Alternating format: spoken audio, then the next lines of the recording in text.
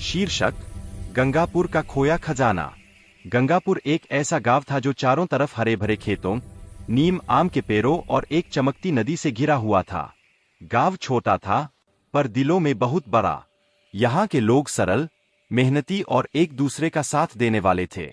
उसी गांव में रहता था 16 साल का अर्जुन, तेज दिमाग वाला, पर थोड़ा शरारती भी।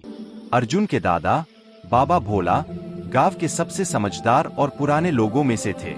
उनकी उम्र 80 से ऊपर हो चुकी थी, पर उनका दिमाग आज भी नए नए किस्सों से भरा रहता था। वो अक्सर बच्चों को सुनाते, गंगापुर में एक पुराना खजाना छुपा है। जिस दिन कोई सच्चा, नेकदिल इंसान उसे ढूंढ लेगा, उस दिन गांव की किस्मत बदल जाएगी। बच्चे हंसते, पर अर्जुन नहीं हंसता। उसके मन में हमेशा सवाल उठता कि आखिर वो खजाना है कहाँ। अध्याय 1, रहस्यमय नक्शा। एक दिन अर्जुन अपने दादा के पुराने संदूक में कपड़े ढूंढ रहा था। अचानक उसे एक लकड़ी का डिब्बा मिला। खोलने पर उसमें एक पुराना, फटा हुआ कागज था, जैसे कोई नक्शा हो। उस पर निशान बने थे। एक नीम का पेड़, पुरानी बावरी, टूटा हुआ मंदिर और नदी के पास एक क्रॉस का चिन्ह। अर्जुन की आंखें चमक उठीं। ये तो गंगापुर का नक्शा है। वो तुरंत बाबा के पास दौड़ा। बाबा मुस्कुराए, बेटा, ये मेरे दादा का नक्शा है। कभी हिम्मत हुई ही नहीं ढूंढने की, पर तुम चाहो तो कोशिश कर सकते हो। अर्जुन का रोम रोम जोश से भर गया। अध्याय 2, साथी मिलते हैं। अर्जुन अपनी सबसे अच्छे दोस्तों को बुलाता है। सीमा, जो बेहद समझदार और शांत स्वभाव की थी। फैजू, जो थोड़ा डरपोक था लेकिन दिल बहुत साफ था। तीनों ने मिलकर फैसला किया, कल सुबह खजाने की खोज शुरू करेंगे। अध्याय 3, नीम के पेड़ का रहस्य। अगली सुबह सूरज उगा, पक्षी चहचहाए और तीनों निकल पड़े। नक्शे का पहला निशान, पुराना नीम का पेड़। पेड़ बहुत पुराना था, उसकी छाल पर कुछ उभरा हुआ सा दिख रहा था। सीमा ने धूल हटाई। वहां एक निशान उभरा, मंदिर की ओर जाओ। तीनों एक दूसरे को देखते हुए आगे बढ़े। अध्याय 4, टूटा हुआ मंदिर।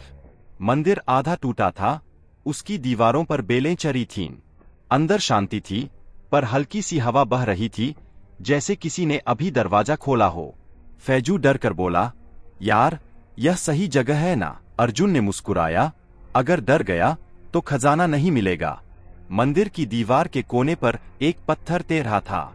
सीमा ने उसे हटाया तो नीचे एक छोटा लकड़ी का डिब्बा मिला।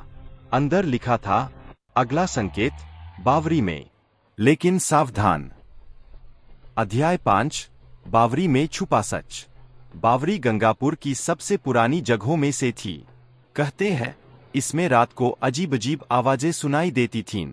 तीनों ने झांक कर देखा, नीला साफ पानी और नीचे कुछ चमकता हुआ।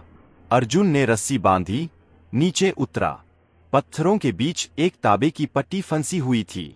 उस पर नक्शे का आखिरी हिस्सा था, सीधा नदी के किनारे।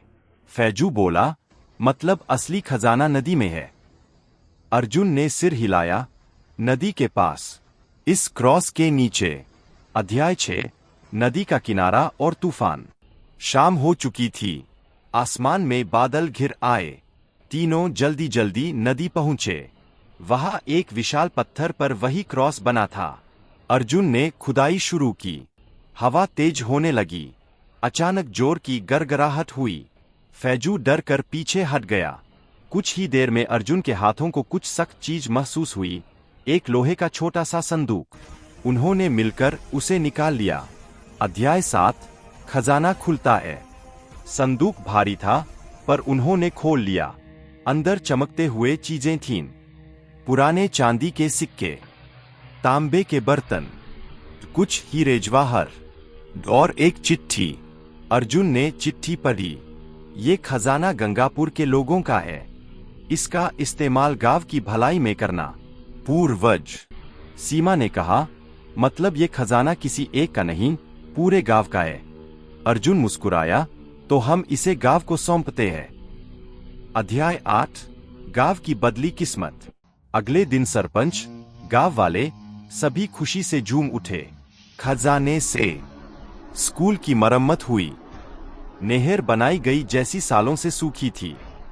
गांव में पहली बार सोलर लाइटें लगीं और अस्पताल भी छोटा सा शुरू हुआ।